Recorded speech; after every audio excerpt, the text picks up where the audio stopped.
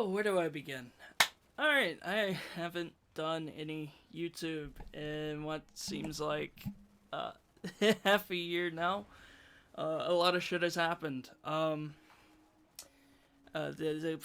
Hurricane Helene, what can I say, came through. I decided to do work in that, and it took up all my free time, and I had no time for YouTube. Now I have very little time for YouTube. These last couple years for me in gaming have been a pivotal point for me. I've been growing out of gaming, not wanting to play as much.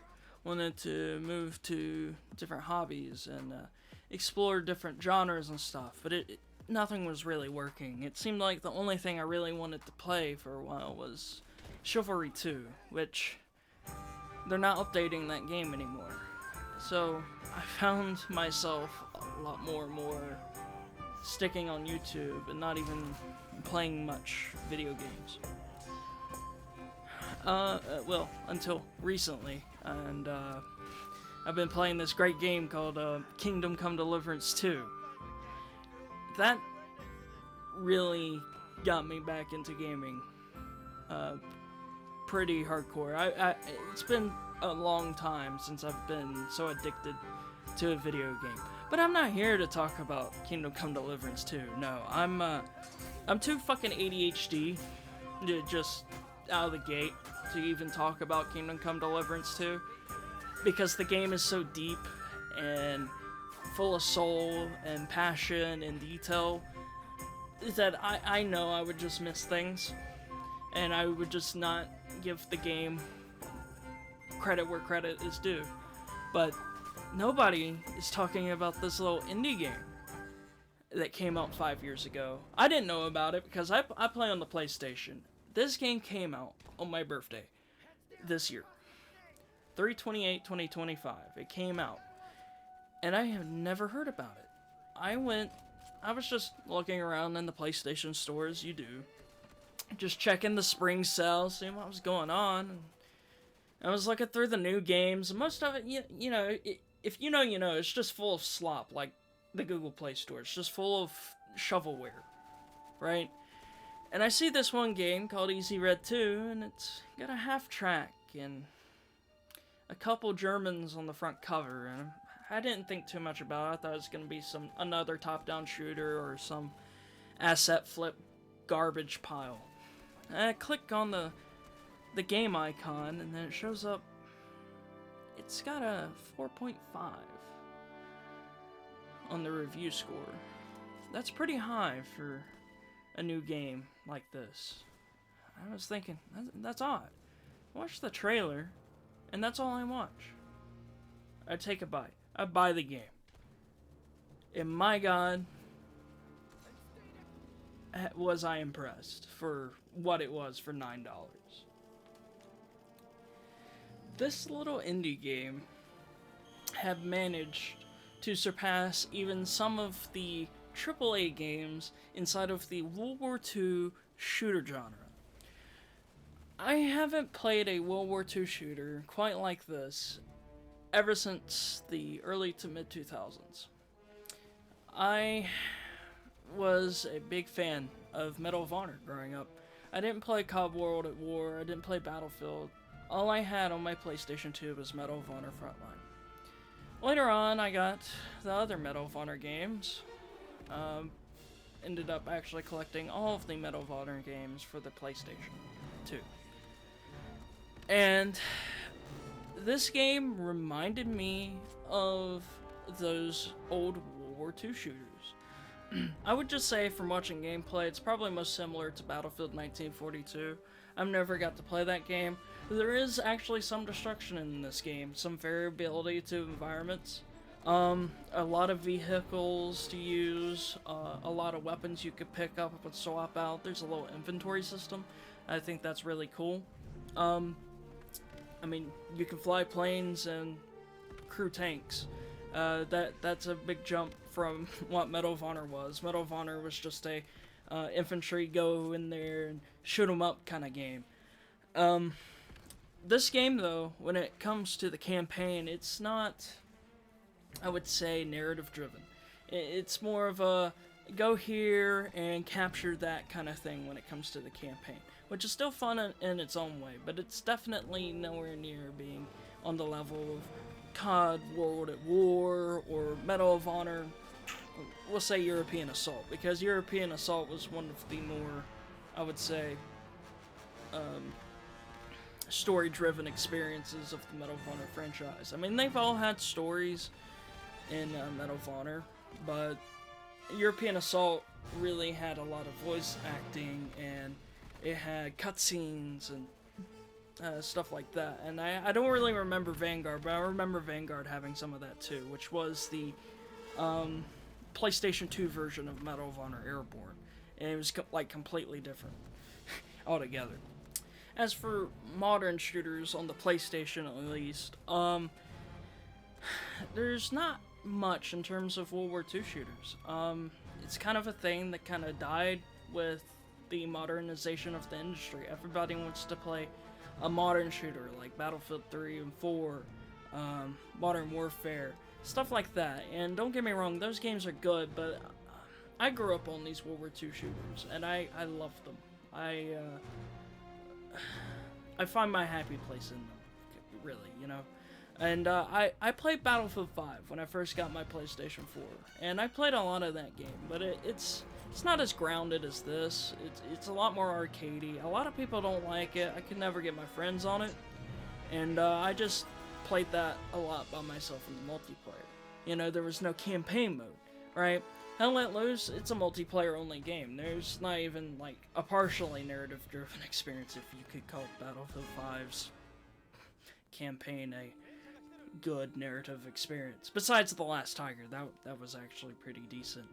But comparing these games, Battlefield 5 and Hell Let Loose, to Easy Red 2, Easy Red 2 is actually its own thing, and I'm not even going to mention Enlisted. Enlisted's not that great. It's just free-to-play slop. That's what Enlisted is. And that's how I feel, and that opinion's not going to change. So unlike Hell Let Loose, this game actually has fire selectors. It has a large selection of weapons. It has accurate uniforms and armaments. It has multi-crew vehicles, and it has a plethora you can choose from. You can jump out of planes in this game and actually parachute down. Something that notoriously was said by Hell Let Loose devs to be impossible in the current engine that they're using. And somehow these indie devs found a way to do it. Playing this, it actually impresses me quite a bit how much they have put into this game in terms of detail, and how it beats Hell Let Loose in some spaces that they really shouldn't have fallen behind on. Hell Let Loose, don't get me wrong, is a good game, but in the latter end, it gets boring. It's grindy. There isn't a lot of detail. You have to rely on your teammates constantly. It's not a game that can be played casually.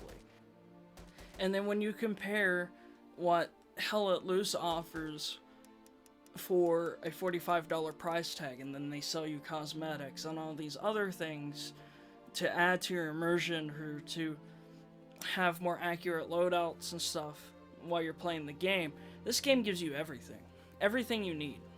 You go into a battle. If you want to play as a German paratrooper on the Italian front, go right ahead. You can do that. You have everything you need, all accurate to the year. Hell Let Loose? No, it doesn't even do that. In fact, some of the stuff that you need to look the part in Hell Let Loose is part of paid DLC. But you get all of that in this game. Base game, $9.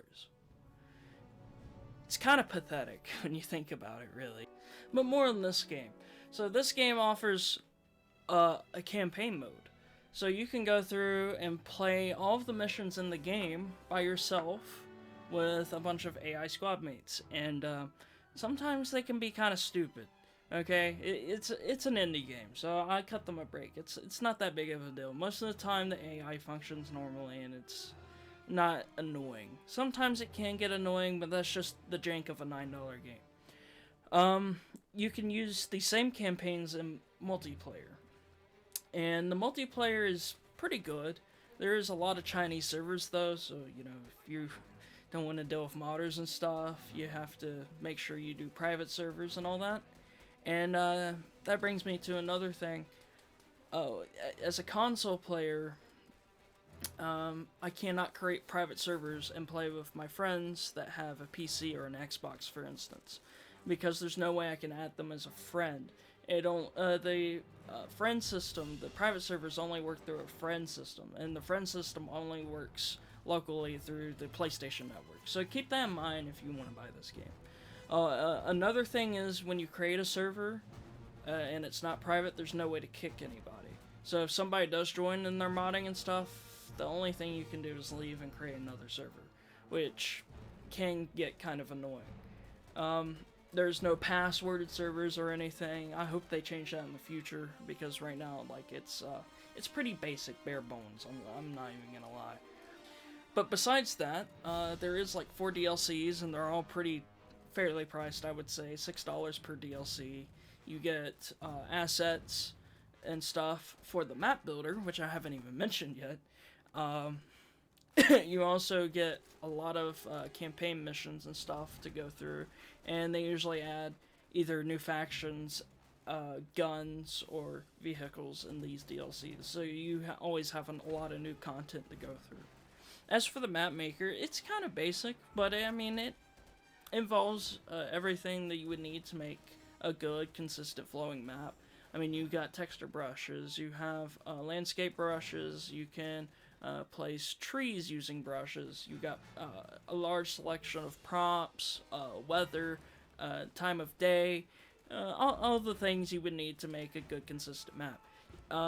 On the console, you cannot use these maps in multiplayer. I don't know if you can in PC, for instance. But using it on the console, you cannot. But to round off, this is a very good, for the price, $9, experience that I've enjoyed for the 10 hours or so that I've played so far. I bought a couple of the DLCs already. I've enjoyed the game that much.